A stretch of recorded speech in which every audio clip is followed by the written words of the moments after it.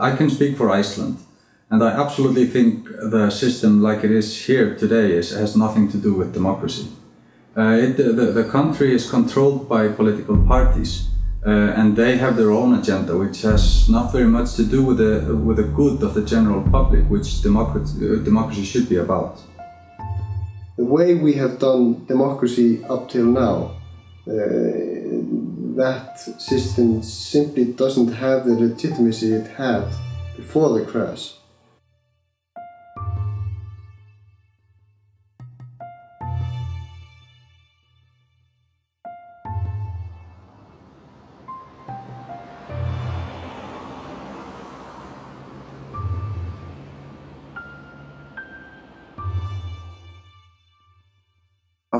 After the financial collapse of 2008, there was a very strong social upheaval.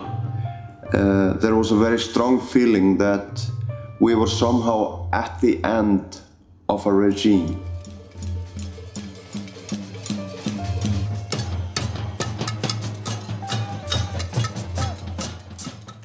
Instead of responding with anger and going to protests and making a lot of noise, there were also very many people that were thinking that, you know, we don't need protest or anything to bring this system down. It's collapsing on its own. What we need to think about is, what are we going to do next? And I think it's a really good text, but now it's in the hands of the parliamentarians, and it's very important that we will help each other to do one thing, which is very, very, very seriously important. And I'm going to allow myself to be completely sincere, because this is seriously important. The university in Iceland failed massively. I was in university when everything crashed, studying law, and I was being taught by some teachers how to evade taxation. You know, teaching little lawyers how not to pay tax was happening in our university, and the university is paid by taxpayers' money. There were people that tried to speak out to say, listen, we're going here in the wrong direction, but they were laughed at, and they were ridiculed, and they were not listened to. I think education is somewhat overestimated, and it was also in this constitution, most of us were very educated.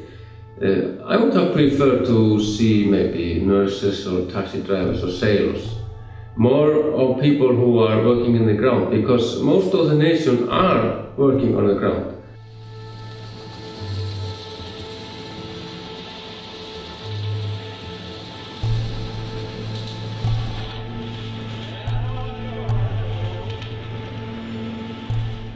There is a war between the people who own the world, the people who control the world, and the rest of the people, the masses, the people that in some cases feel like they have nothing, they have no say in anything.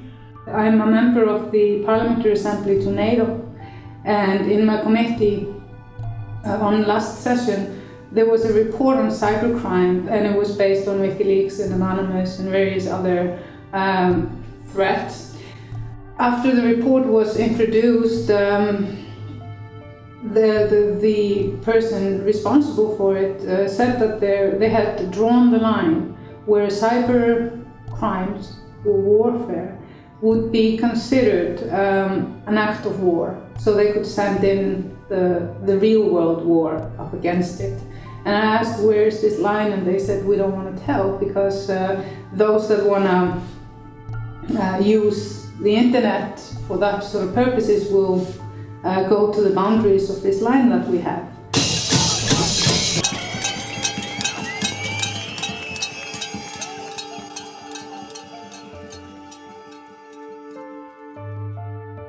The crash, it was not just because of circumstances in the world.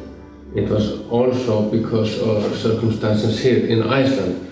And I would call these circumstances corruption. The banks had become bankrupt way before, but they had been collecting money from Holland and Great Britain through these iSave accounts.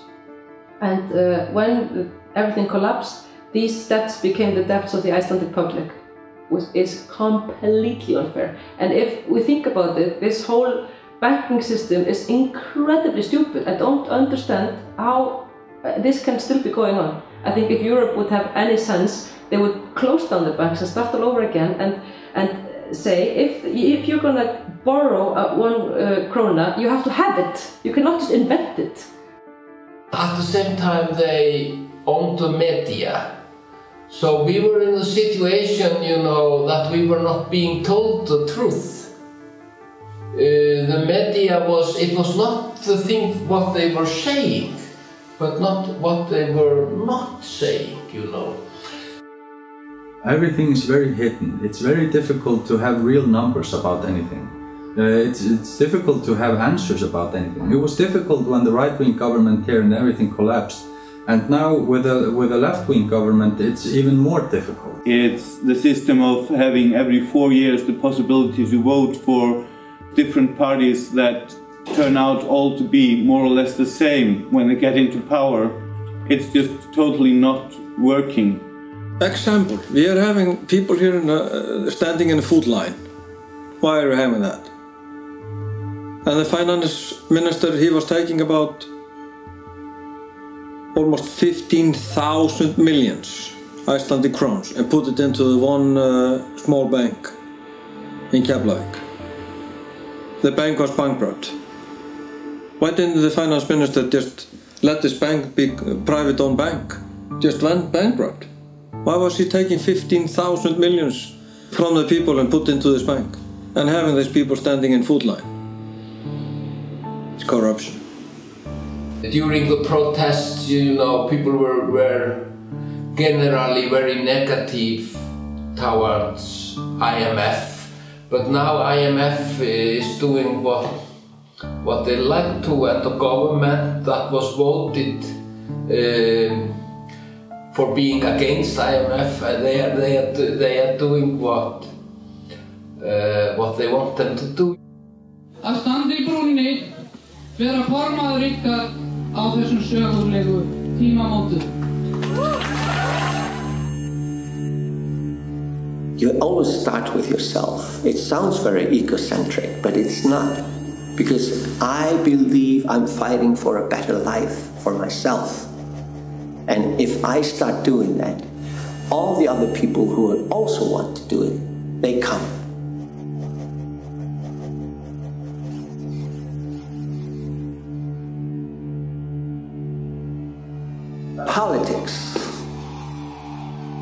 Politics, there are like, when a system is the same system for decades, it means there are the same power people, same power groups, families, and they don't want to change the situation. I'm not saying all political parties are evil or bad, but I think what they do is they give people the chance to not think. You know, you just think, okay, I will put my ex here with this hurt people and trust them. And it's not a great idea, because we have to think by ourselves, you know. And if you just decide to outsource your participation in society and democracy to other people, you are betraying your society, I think. You know, so I think they become little mafias, unfortunately, and they start just thinking about how they can maintain themselves and how they can maintain more power and how they can get their people into the right places and stuff like that. Since the crash in 2008, up to about 50% of the voters would like to vote some other party which they haven't seen, just anything else other than the old political parties, or they would turn in an empty vote or wouldn't want to vote. The parliament has had, they haven't even reached 10% trust.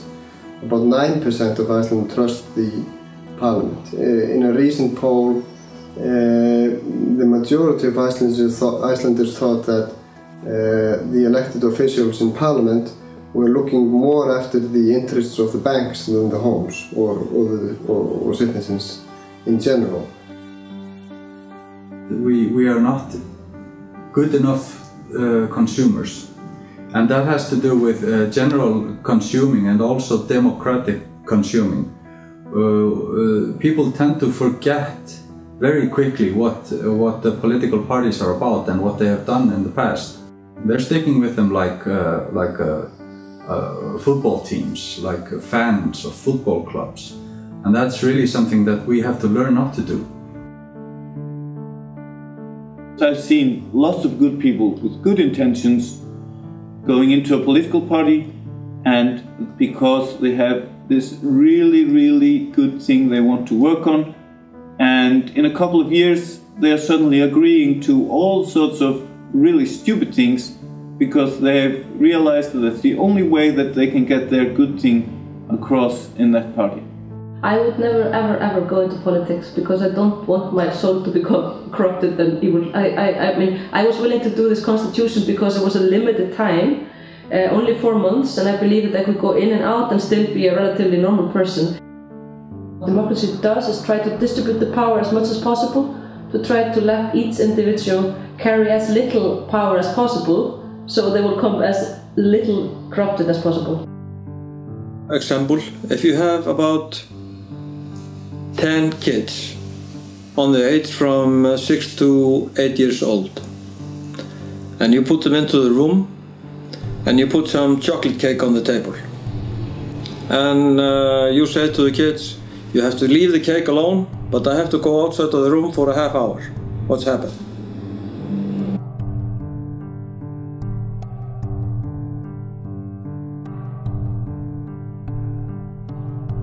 But if you would sit in there with the kids and say, you're not allowed to eat the cake, leave it alone, and what's going to happen? The kids are going to leave the cake. They are not going to eat it because you are in there. If there was an illness, a cancer, and you could decide if you would give the cancer to one person and they would probably die, or you would distribute it to 100 people and they would just be a little injured, you know, and they would not die. It would be much better to do that, to distribute it to more people and to let them suffer less. So I think it's similar with power. It's like if people would stop looking at power as something like really good and something that they want, and start looking at it as like a disease or something they don't want, I think it would be much more interesting and much more normal sort of chemistry towards it, you know. But it's being mixed up with greed. It's the worst combination ever. If people want to, we can have financial crisis every 50 years and go to hell and come back and go to hell and come back. You know, each generation can suffer the same pain if they want to, or we could decide that we don't want to and change something, but then it has to be fundamental change and philosophical. It's not enough to just say, okay, new people in the same game. No.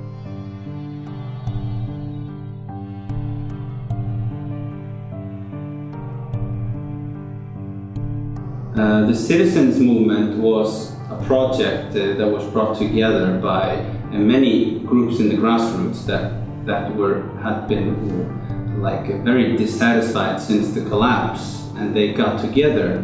And those groups that felt it right that we should start an official party, register it and go all the way to elections, those groups became then the citizens movement.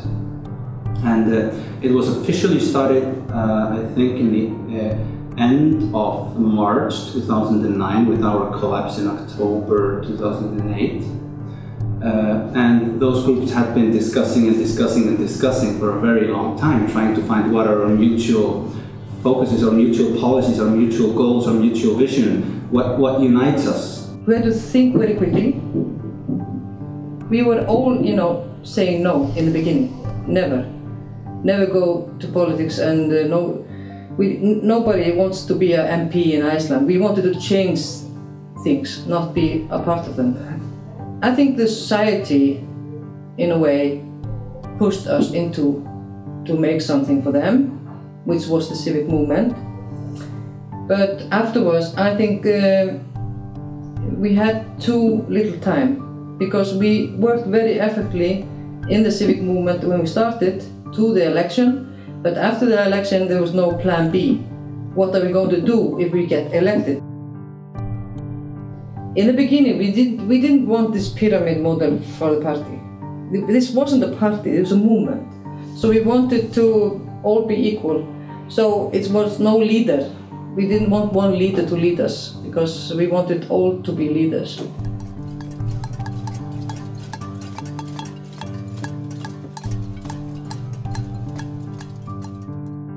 We came from everywhere. We had people who were left parties and right parties and middle parties and anarchists all together. And people could run if they want to run. We had like 16 names on a list. We wanted man, woman, man, woman. We want people to be equal to run. And if two people want to be number one on a list, they have to throw something, a coin. Which one of you are going to be in the first? And then we had a woman after him, and then, and it was easy. Góðan dag og verið velkomin í þennan loka hnykk á kosningavöku hér í sjónvarpinu. Borgarahreyfingin fékk 7,2% og 4 þingmenn. Frjálslyndi flokkurinn fékk 2,2% og tapaði þeim 4 sem hann fékk kjörna árið 2007. Sjálfstæðisflokkurinn fékk 23,7%, 16 þingmenn tapaði 9. Framsóknarflokkurinn fékk 14,8%, 9 þingmenn vann 2. The mutual policy that the citizens movement formed around was, like I said, threefold. It was to make sure that those responsible for the economic collapse were held responsible. So court cases, etc., etc.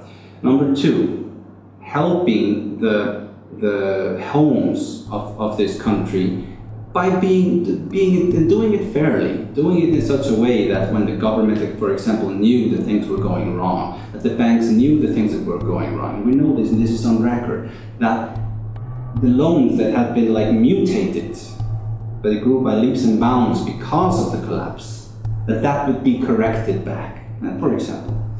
Third was to make sure that this doesn't happen again. Then that would be that we would have a new constitution and changes of the law. Háttvirtur 10. þingmaður Suðurkjördæmis, Margrét Tryggvadóttir, sem talar að hálfu hreyfingarinnar. Now the trick that has made it possible for us to be activists still inside the parliament and never forget our mission is there are 3 very important elements. One is that in the agenda, in the agreement we did with the nation, we promised we would only exist for 8 years max. And every time we have a meeting, a general meeting with people that are part of the movement, we have to ask if it's time to dissolve. Because if it's obvious that we are not achieving anything, or if we've finished our checklist, we have to dissolve. We don't have leaders, and that's very important. So we rotate responsibilities, and it leaves us, makes us free from the prima donnas that feel that they are the most important people. We are all equally important. The third ingredient is that nobody that has been involved in politics, be it a parliamentarian or in the youth movement, were allowed to run. We were all amateurs, and I think that was the good thing about us, that we were not politicians, and we are still not consider ourselves like politicians. And according to the constitution of Iceland, you should follow, parliamentarians should just follow its own confidence. That is the only claim that is put on a parliamentarian. Some of the people in the civic movement said, well, no, we don't agree on that. We want to be asked how we want to be in control of the parliamentarians, and so the parliamentarians cannot vote on how they want to do. It was inevitable that the movement split or the parliamentarian split from the civic movement, because it was established in such a rush, and there were so many points that were not discussed beforehand on how we were going to work.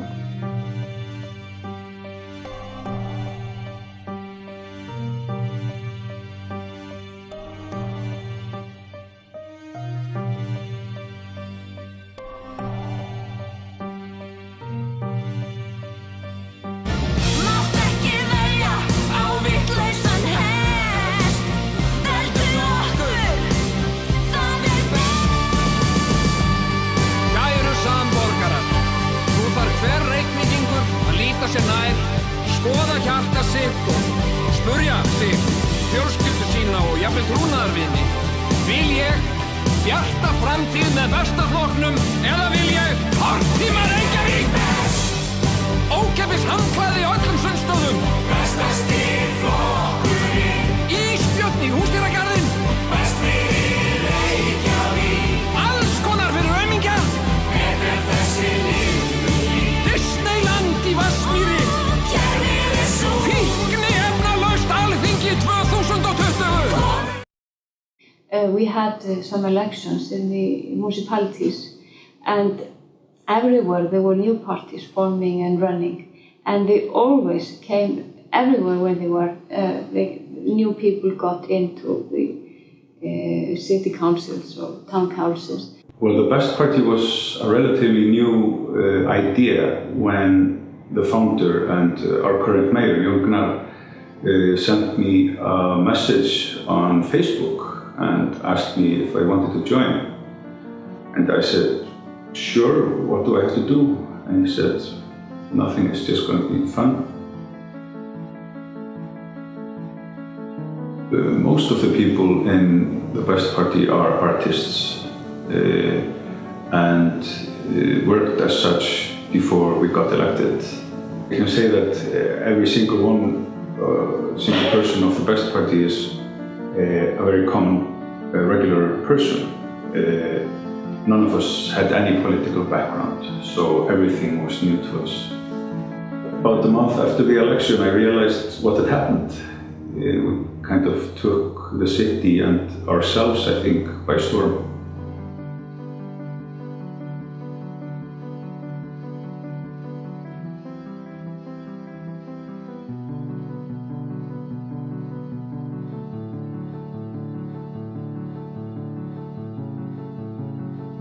ALDA, the Association for Democracy, was born out of a frustration.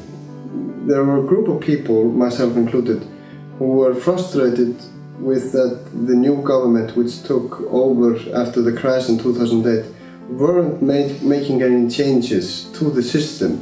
They were following the IMF, they were you could say that they were readjusting and reconstructing and re-establishing the same system that was before. A lot of people hoped that they would change the system both economically and politically and allow for more democratic participation and direct democracy.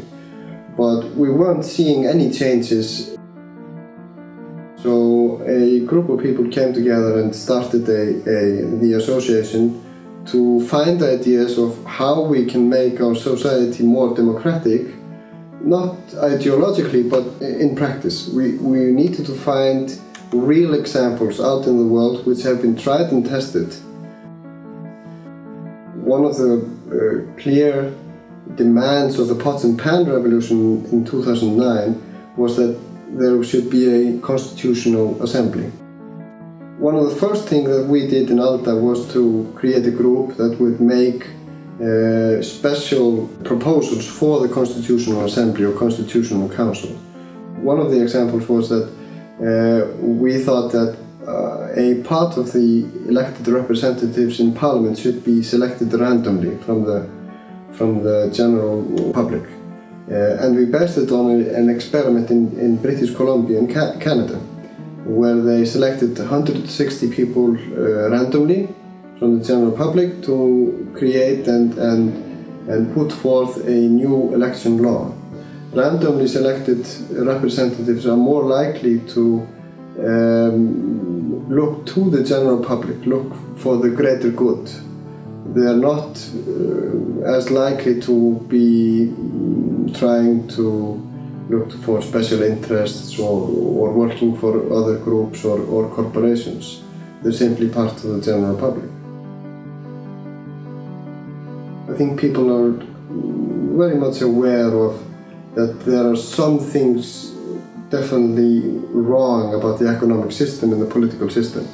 The problem is, and what we need to do to change the situation and get people more integrated into the discussion about societal issues, is that we need to create decision-making processes, we need to create forums, we need to create channels for people to get their ideas into the system.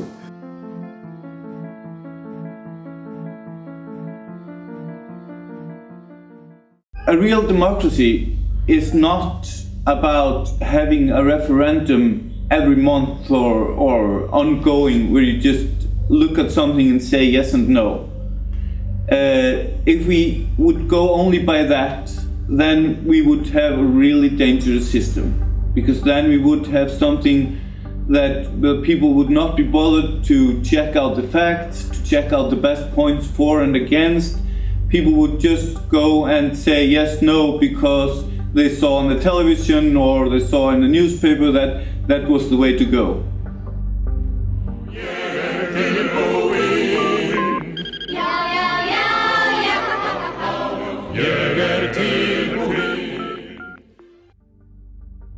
We are the Citizen Foundation in Iceland. It's a non-profit organization which has its main objective to connect the people with the people in power, to make the people in power listen to the normal people, the normal citizen. Before the last municipal election in Reykjavik, we started a new website called Better Reykjavik. That was a success. What happened there was that we got more people participating, and we also had a new political party that felt that a system like this was really something that would help them in deciding what would be their main issues if and when they got into power.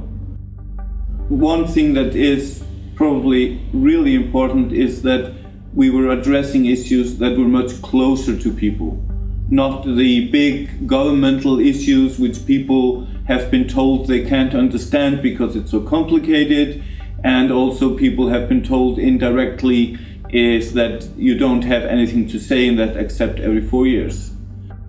We're talking about the wisdom of the crowd. We're talking about that if you have many people addressing a problem, and if you have the infrastructure, if you have a system for doing that properly, then no one person can know better than that crowd.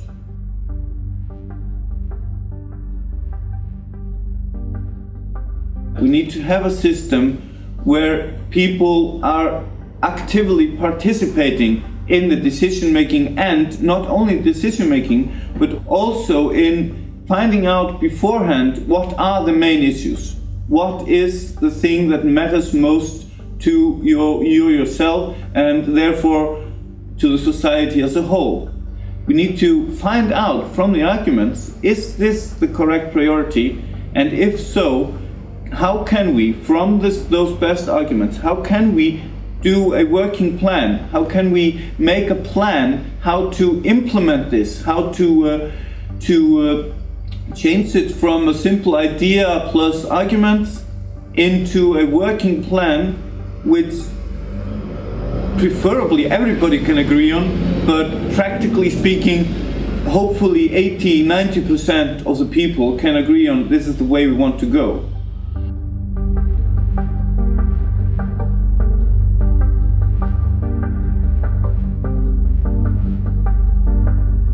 The constitution that we have now in Iceland is a Danish constitution, an old Danish constitution that was given to us when we got our independence. And it was always supposed to be a temporary constitution for us.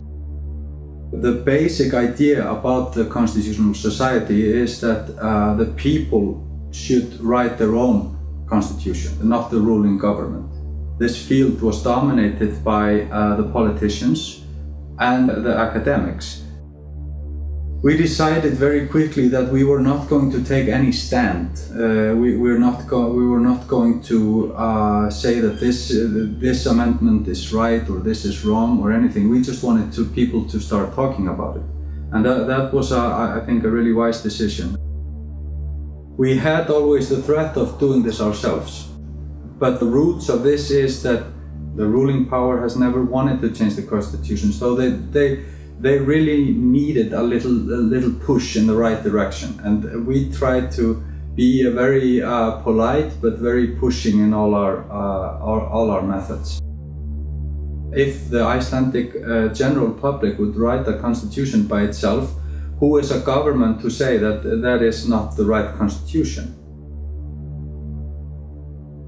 People were really given the possibility of participating in all this process. All of a sudden, thousands of comments started pouring in, and the good thing about this is, of course, not only that the general public showed interest, but that the committee really listened to what came in there, and answered all the comments, and it was quite a pleasure to follow.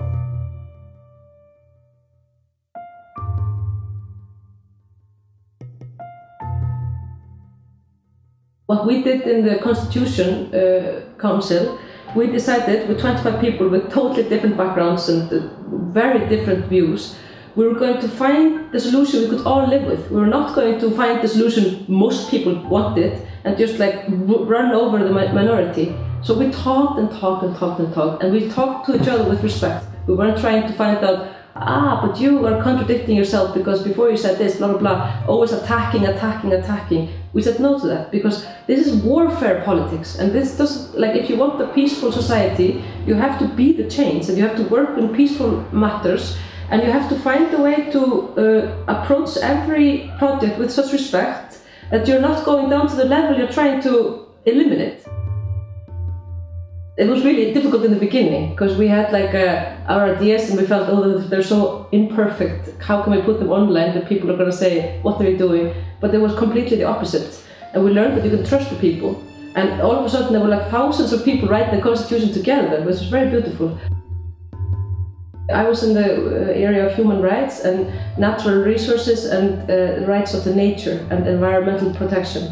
And that's two of my at least biggest hobbies and interests, which I love, is human rights and protection of nature. And we're taking a really radical stance towards the protection of nature, because in Iceland, I don't know if you know, but there's a very beautiful nature, and it's been under the attack of big American aluminum companies which want all our energy, and instead we have to sacrifice unbelievable highlands, and you know, it's a horrible story, I think. We built on the Bolivian and the Ecuadorian constitutions, which are really radical in the way that they protect the rights of nature for nature itself, not how can man use nature, but why should nature be a party that should be protected without any, consideration into how we can benefit from it. So we wrote that in, and we said nature has a special right. It's the foundation of all life.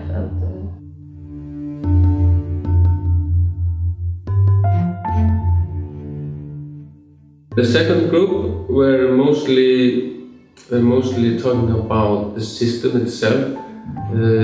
That's the parliament and the ministers and the judges. They have been trying to increase the force of the parliament and try to do the parliament more independent from the ministers and from the judges.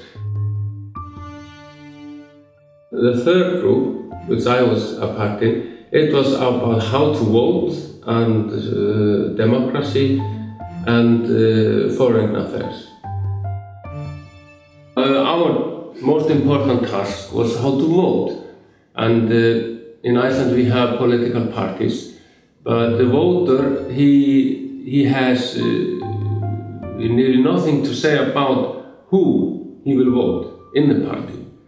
The party just hands us a menu and you have to take it all or nothing, and that was the main thing we would change, that the voters could pick up what meals they like best, and we will always see how we could pick a meal between menus that will say you could vote for one party or more parties, and also choose between candidates in different parties.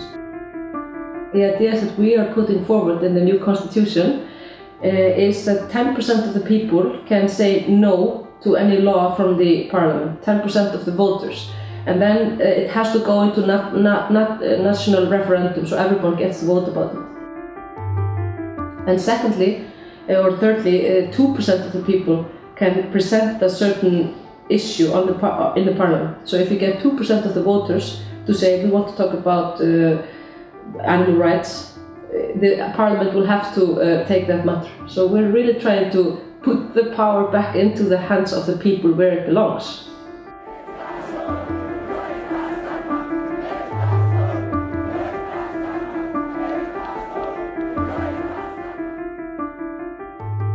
The biggest problem of our work is that we are a little bit stuck in the Montesquieu thinking that the power is three. It's like the legislation, the judges, and the government. So what I and more other people were saying is that we need to think about the power of wealth, how the power of wealth can influence the other governmental powers. For example, it can influence the people through the media. And so what we done is we tried to figure out where the power lies with the power of wealth and with other official powers. So we put in an article saying that political parties could not accept more money than X, you know, and they should always put their books open so you could know who is, giving money to whom. Also with the media, the ownership of the media will have to be transparent and will have to be independent, so that wealthy people cannot own the media secretly and brainwash the public like has happened before.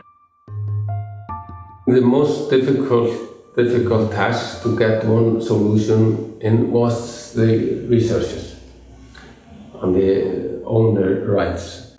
For about 30 years ago or 25 years ago, the fisheries, the right to fish around Iceland was given to only a few.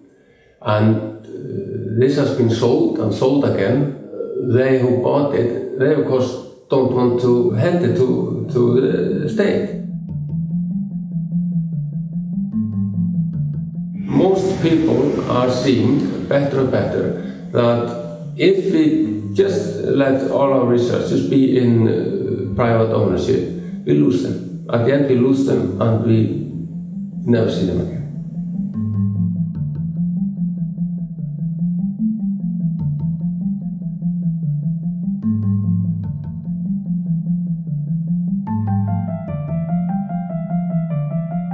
We did not focus so much on the crash or the money problem itself. We focused more on why it did occur. If you want freedom, you have to take the responsibility with it. But in Iceland there were freedom without responsibility. If you earned money, you put it in your own pocket. But if you lost money, you said, I'm sorry, I can't pay, and the taxpayer has to pay it.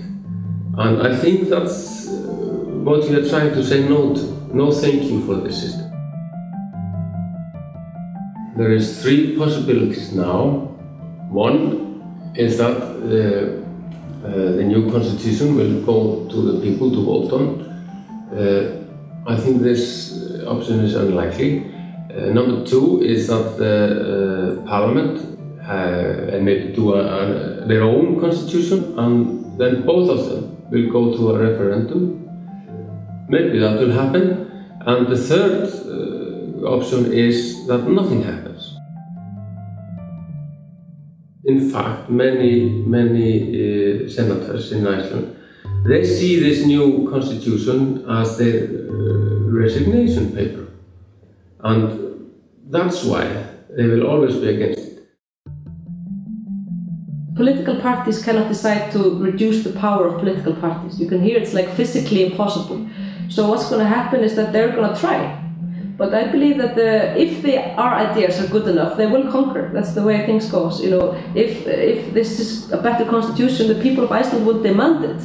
And if they demand it, they will get it. That's the new lesson we've learned.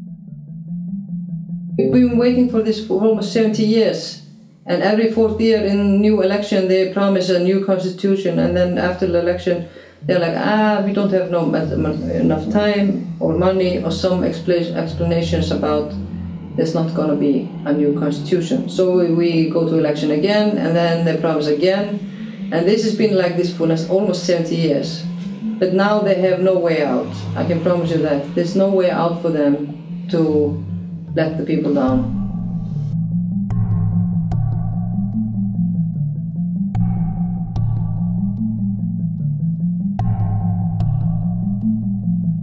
What we've seen in the last decades is that we've moved a lot of the decisions that were made in the political field out into the economic field. We've privatized industry, we've privatized public services, we've privatized a lot of things that before were under the political field, where decisions were made by political representatives, which are now the decisions are made by those who govern or rule in the economic field. We expect the economy to grow every year, and the main issue of every economy is growth, that we need to grow. But infinite growth in a finite world is simply impossible. On current levels, the Western world is consuming many times the possibility for the Earth, our planet, and our resources to produce. We are consuming at a level that's unsustainable.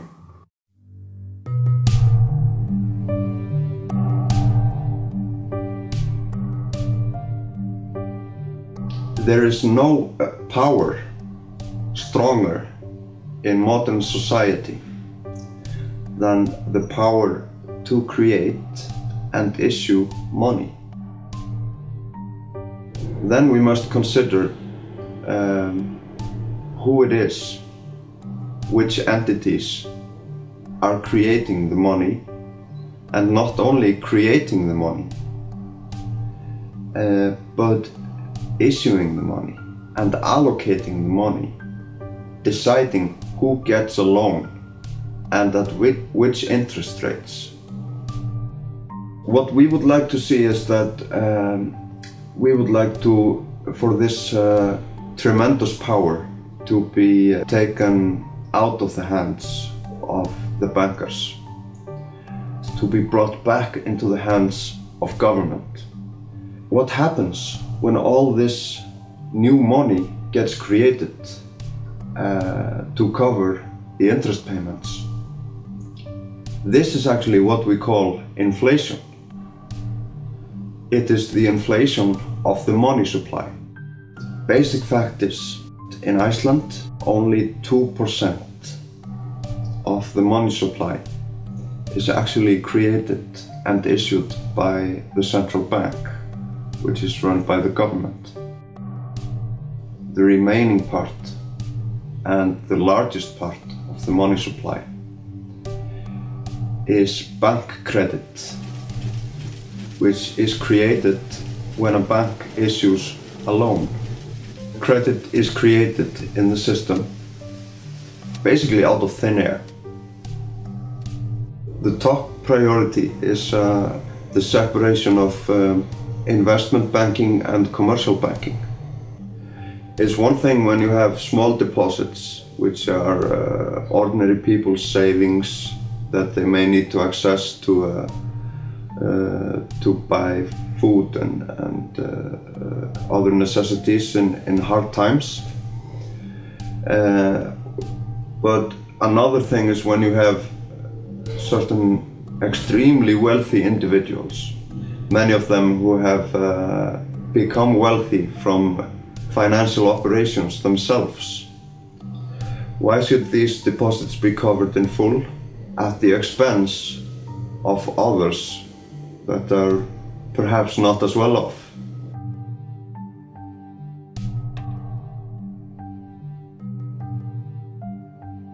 Another thing is that in order to provide this refinancing for the new banking system, the Icelandic government had no other option than to take on huge external debts. These debts can only be paid from taxes, from future taxes that will be eventually paid by myself, others like me, and perhaps by my children, and even by their children. We really don't know today how long into the future it will take to repay all those debts.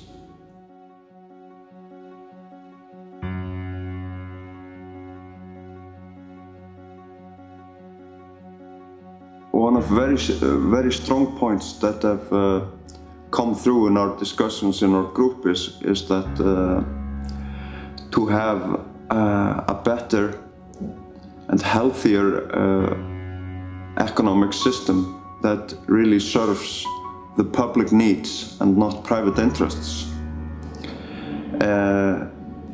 It's probably best if everyone has access to information about almost everything.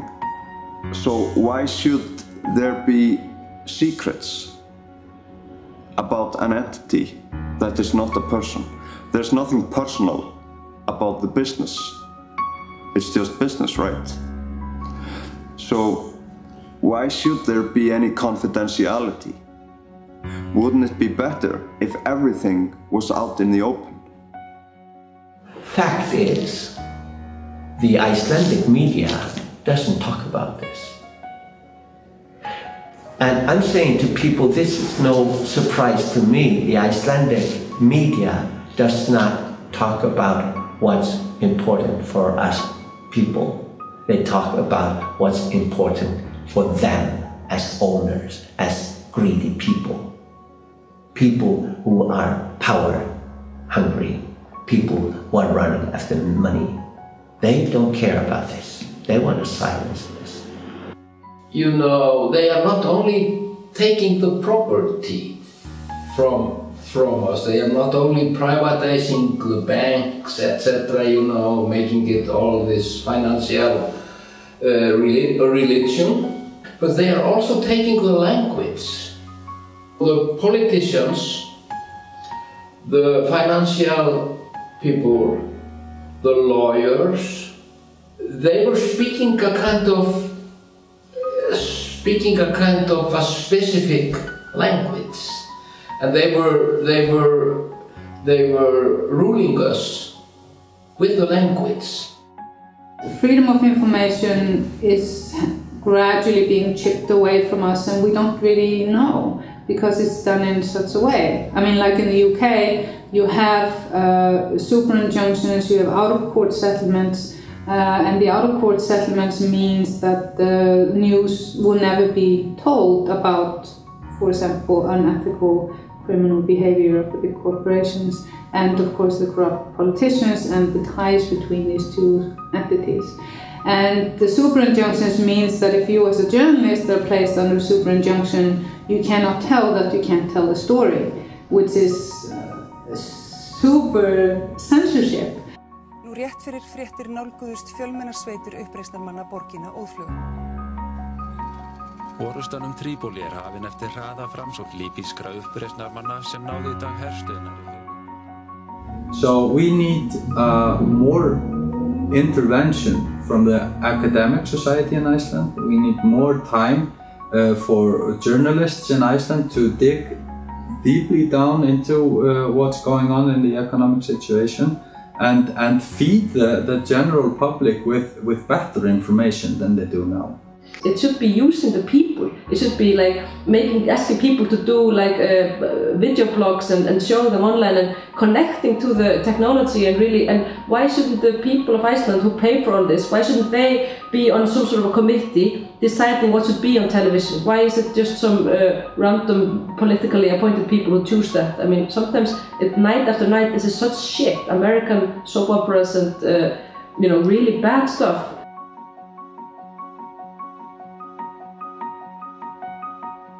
You're not going to change the world unless you change the way you do stuff. You as an individual, you have that responsibility. If you know about the crimes of Coca-Cola, you can't possibly allow yourself to buy Coca-Cola. Many people say, oh, we can't stop using Amazon or PayPal or Visa or whatever because then we can't do things as we used to. Well, I got news for you. We're not going to be able to live in a world the way we used to because there's not going to be any planet left for the next generations. We're all going to have to do our part in changing our ways.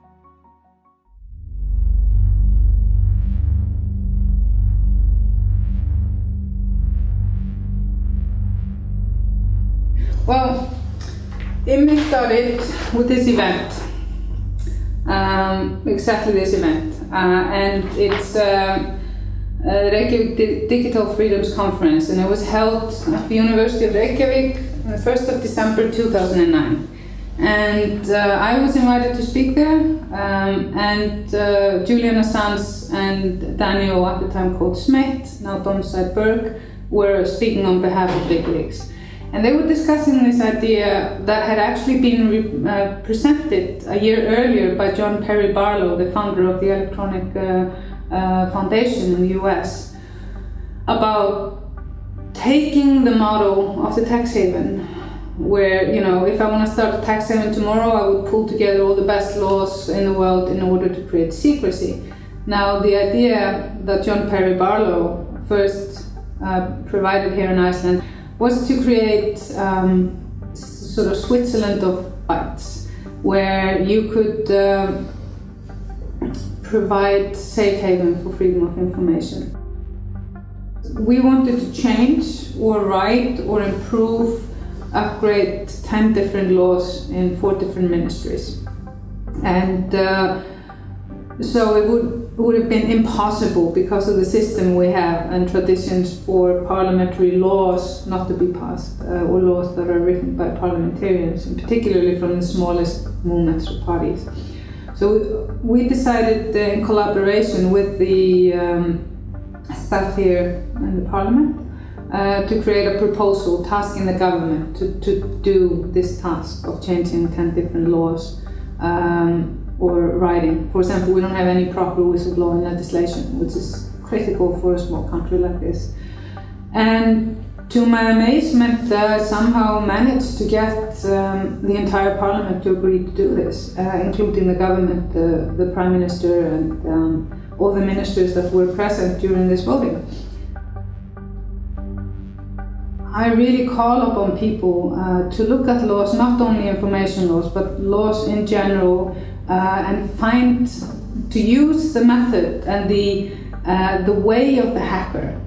Okay, so like the hackers, they look at systems online, and they look for the weaknesses in the system. And sometimes they, by exposing it, sometimes in a very colorful way, they show the weakness, and then the companies responsible for the weakness can improve them. Or the hackers themselves, improve them. The good benefit of working with WikiLeaks at this time was that they had managed to evade both the lawyers from around the world that had threatened them and taken them to court. They had won all the court cases, and they've always managed to keep the information online no matter what. So they had the hands-on experience where the countries are actually functioning, where they're not just nice letters on a piece of paper.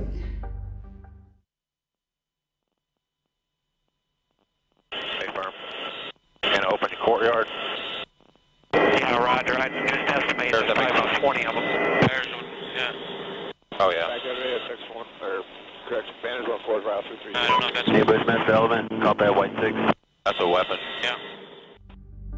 By doing what we're doing with IMI, it's not about making Iceland necessarily the best country in the world, but to set a standard.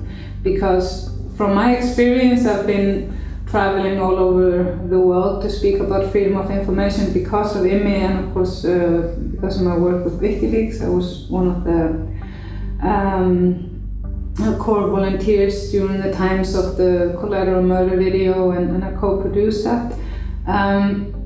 I feel that there is just so much need that we stay on top of things, and that we make sure that we have these pillars of democracy. If you don't have freedom of information, expression, and speech, you are not living in a democracy.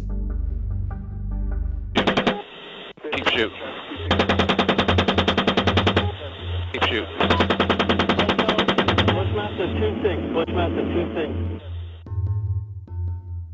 For the time being, we do not have any civic rights with our information online, yet so much of our very personal information is now stored, and particularly in hostile countries like the US.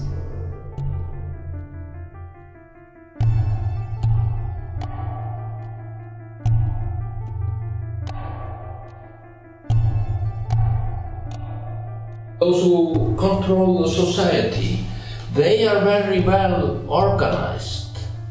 They have IMF, they have the World Bank, they have the European Union, they have NATO, OECD, everything, you know, this is like the clubs of the ruling class, you know.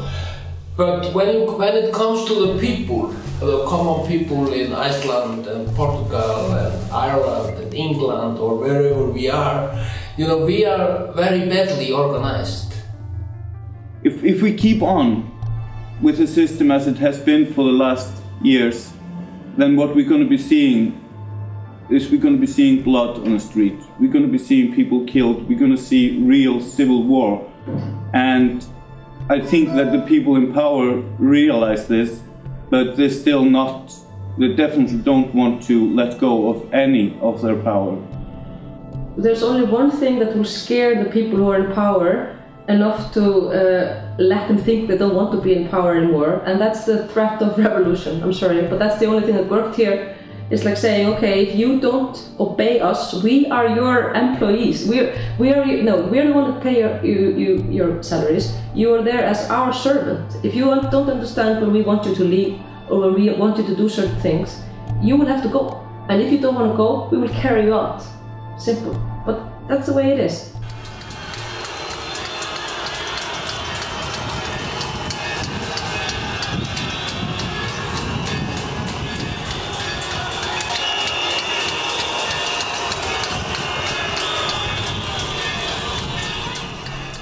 The idea of a single person holding great powers in a democratic state is outdated. It's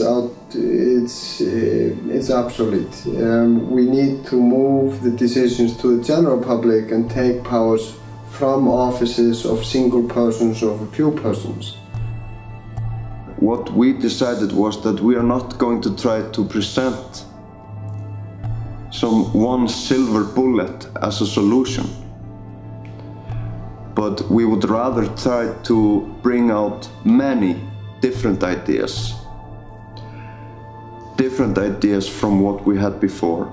It can be done. We have shown that it can be done. You can start with your two empty hands and just with a lot of force and people who are willing to volunteer. It is doable. You can do it in Portugal, you can do it in Rome, you can do it in Greece and everywhere. We need to be thinking like what sort of society we want to be in like 50 years and in 100 years, not just like, okay, how can we put out the biggest fires now? But you know, we need some sort of awakening. It's very important that we also downgrade and downsize, not downgrade, that we downsize the system. Because both the corporations have become big and the systems, and it's become very difficult for people to influence their immediate sort of personal life.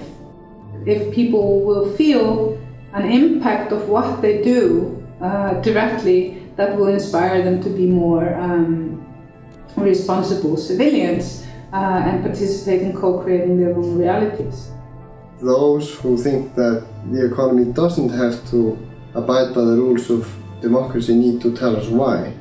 Because we call ourselves democratic states, but most of the time in our workplaces, we are not part of a democracy, but simply part of a system where a few people have most of the power and make all the decisions. Many of us believe that at this point in history, it is actually possible to bring on new ideas, new things, and reform without having to first get rid of the old things. Because what has happened is that the old way of doing things has mostly taken care of itself, and it is no more. I mean, some of the left-wing parties are doing more right-wing decisions in some areas than the right-wing parties. And this is just a distraction. And the right-wing parties are doing the same. I mean, they're building huge systems. That is absolutely not right-wing from my cookbook. So maybe practical anarchism is the order of the day, where you at least provide the people with the tools and the inspiration to participate in their own societies and to understand that the society is them. It's not an external force, it's us.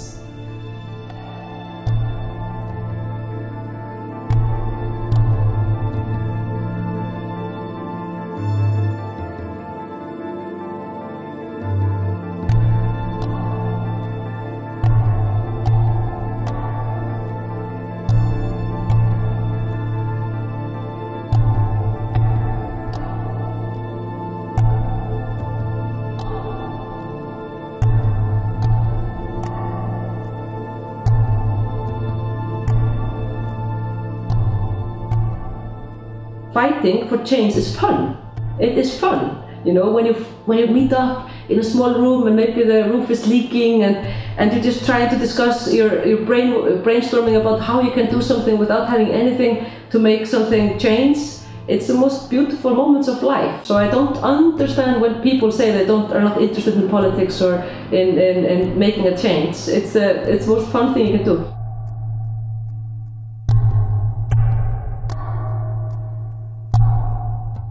I was always thinking about my kids and my grandkids.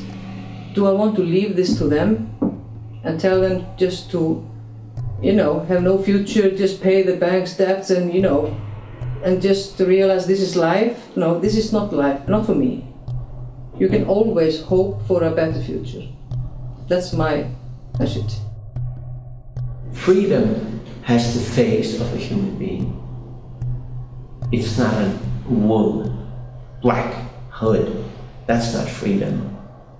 Freedom has the face of a human being. That's very clear to me. And a smiling one.